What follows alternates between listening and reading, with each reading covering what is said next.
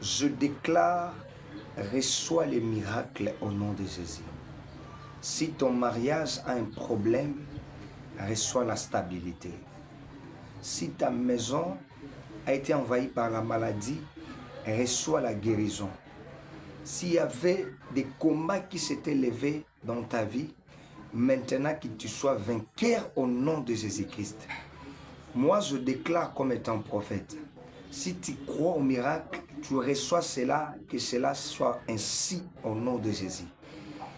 Si quelque chose ne marchait pas dans ta vie, tes activités, tes commerces, ton travail, ainsi de suite, n'importe quelle chose qui ne marchait pas dans ta vie, je déclare, ce qui était assis commence à marcher au nom de Jésus-Christ.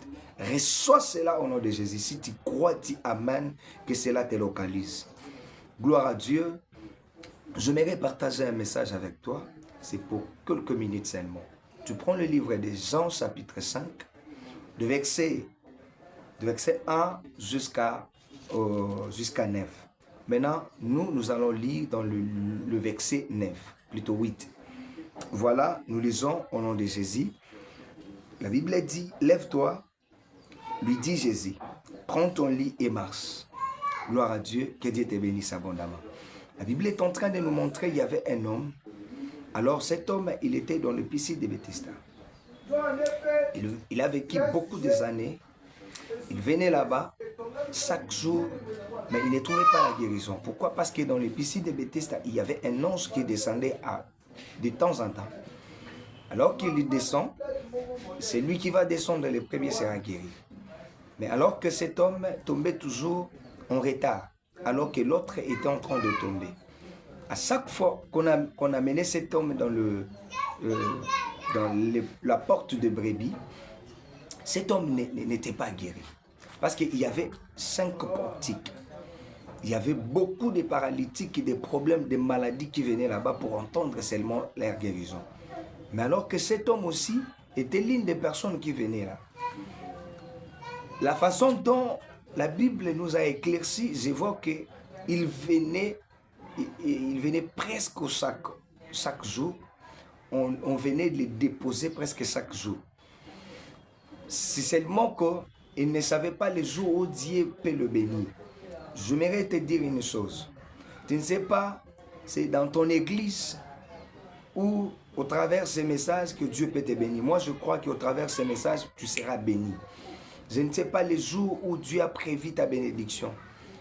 Tu sous-entends aller à l'église pour entendre la bénédiction alors que Dieu a réservé une bénédiction au travers de ces messages.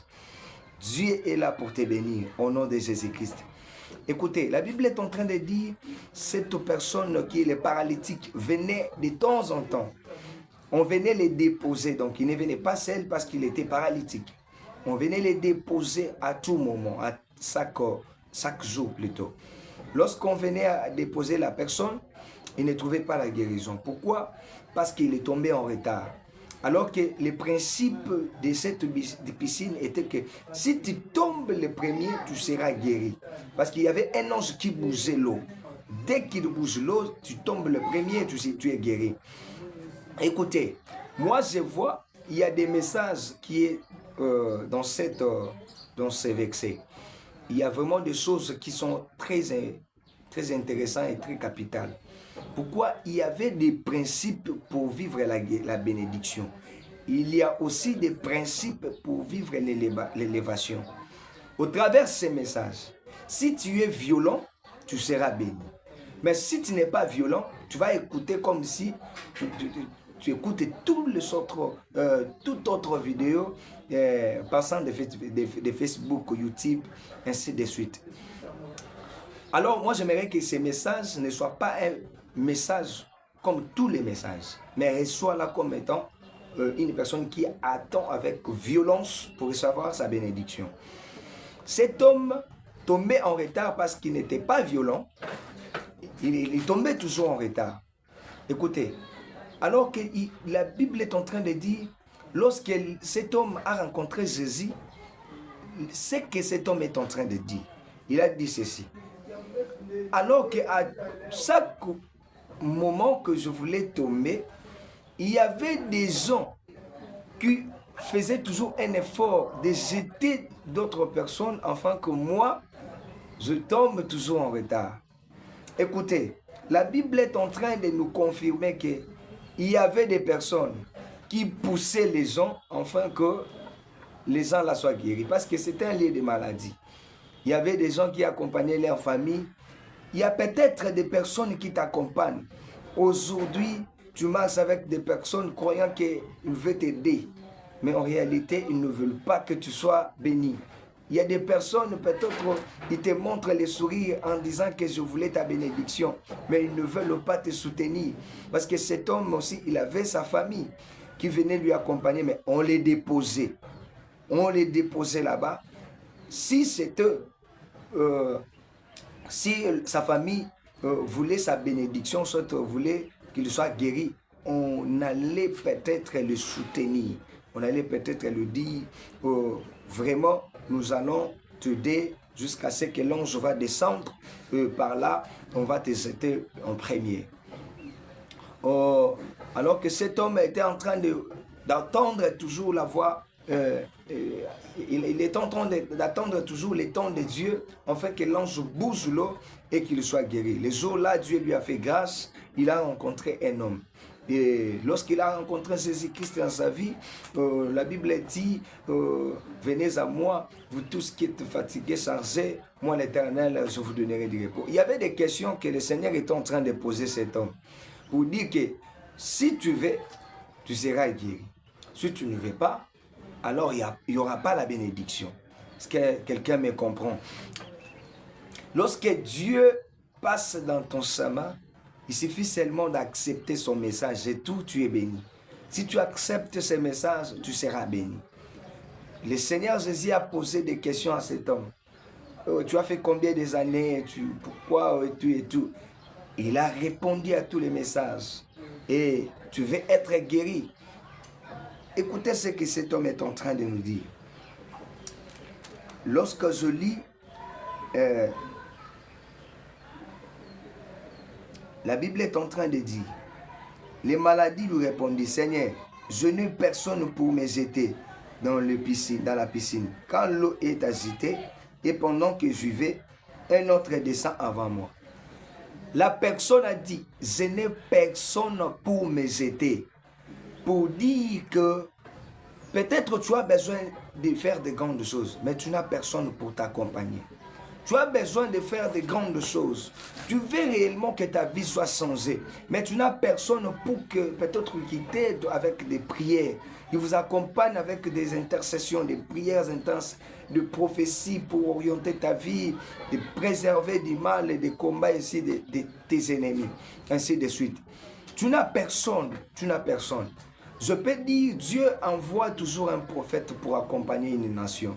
Je peux être une personne par laquelle Dieu a envoyé pour t'accompagner.